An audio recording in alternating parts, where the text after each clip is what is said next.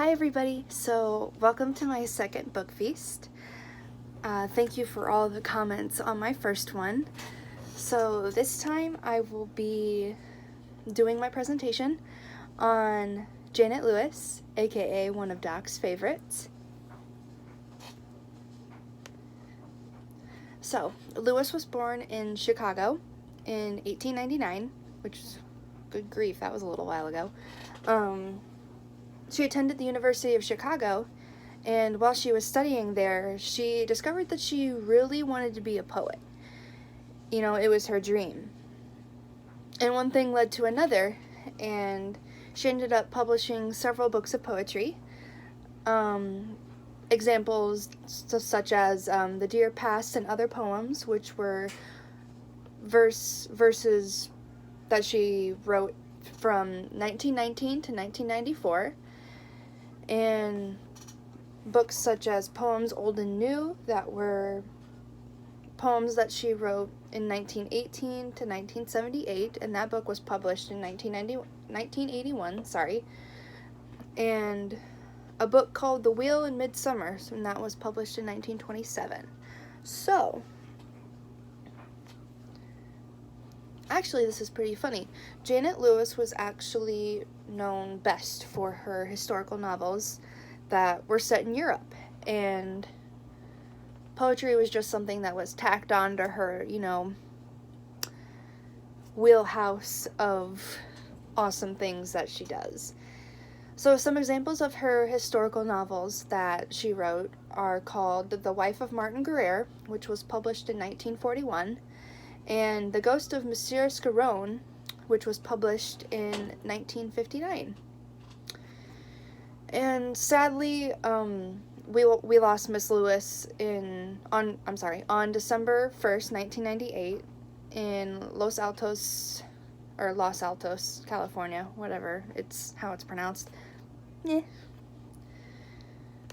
So moving on from that, I actually have a couple of fun facts about Janet Lewis.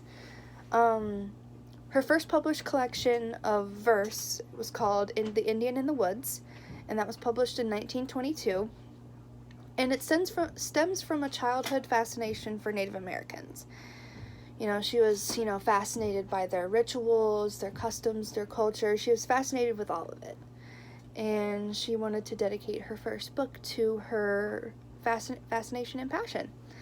So that's a fun fact. And while she studied at the University of Chicago, she was part of the poetry club, where conveniently she met her husband, Yavor Winters, who is I believe he is a book/poet critic.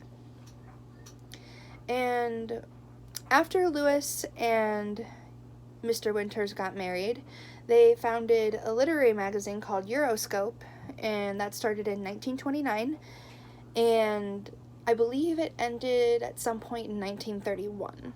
So it ran for a couple years. Some awards that Janet Lewis has won. She is a fellow of 2 societies. She was elected a fellow of the American Academy of Arts and Sciences in 1992. 1992, not 1922. She was she's a fellow of the Guggenheim Fellowship for Creative Arts, and she was inducted into that in 1950. So, fun fact that, just that I've discovered was that on the Guggenheim Fellowship for Creative Arts website, they have a list of all their fellows, that were inducted, in 1920s, all the way up till the present day. And what I did not know was that Janet Lewis was not on the list as Janet Lewis. So she was on the list as Janet Lewis Winters. So Winters was what I should have been looking for. And it took me 15 minutes to find that. So that was just my struggles while doing my research for this. Anyway, the book I read is called The Selected Poems of Janet Lewis. And as a whole, this book is a group of poems that, just advertise her work with rhythm, lyricism, and images throughout her life as a poet. So there's no one sole meaning in, or, you know, story to this book. Each poem has its own story. The one thing that they all have in common is that, like I just said, it like advertises her work with rhythm, lyricism, and imagery. So, with that being said, I'm going to now read Days by Janet Lewis. Swift and subtle, the flying shuttle crosses the web and fills the loom, leaving for range of choice or change. No room, no room. That was just a quick, short one-stanza poem. And now a critical review of the book as a whole. So I will first give you my impression, my critical review of the book, and then I have a quote from BookList about this book specifically. So, you know, at first when I picked up the book and my first time reading it, I didn't particularly enjoy it. So I had a hard time coming up to an understanding what Lewis was trying to say. And it took me about a week to finally get what story each of these poems were talking about.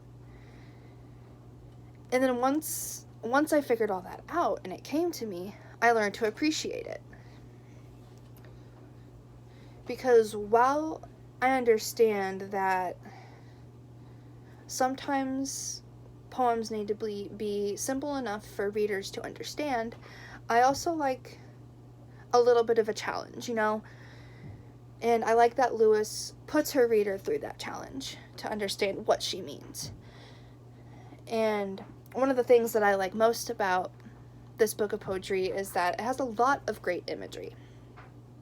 So, as for the book list quote, it says, like short, sharp gusts of forest air, the lyrics of Janet Lewis are brief, crisp, and refreshing reminders of nature's powers.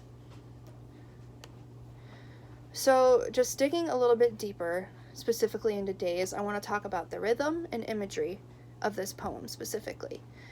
So, Days just sounds like there's a lot of rhythm in here. It sounds like it specifically sounds like a nursery rhyme.